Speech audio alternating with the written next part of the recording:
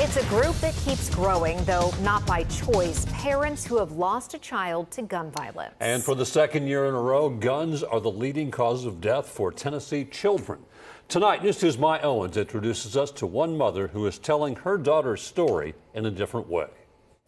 Her small face was swollen and the bullet mark under her left eye was very visible. They are words from a book detailing a story, but showing the reality Fairlyn Browning has faced for the past 16 years. Mommy, why does she have that mark under her eye?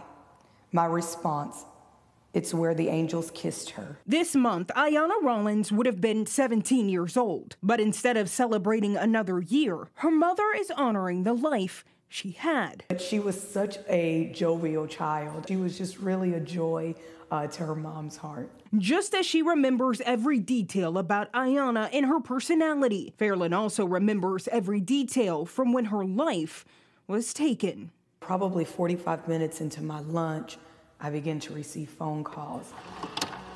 In December 2007, News 2 was there after Clarksville police were called to a murder-suicide. He had already killed our daughter. He said when he turned into the street, he heard a gunshot, which was unfortunately the final shot that he took to end his own life. Ayanna was 7 months old and considered to be the youngest homicide victim in Clarksville at the time. I could either live life as a victim or I could live in the memory of my daughter. Fairlyn then started the local chapter of Parents of Murdered Children to help other parents going through the same thing. Because a lot of times as parents of murdered children, our children begin to be identified by the crime that was committed against them. Homicide is the fourth leading cause of death for children in Tennessee. And in Davidson County so far this year, 6 juveniles have been victims of homicide. While there may be a surprise of, oh my gosh, there's a lot, you're not shocked to it, you know what I mean?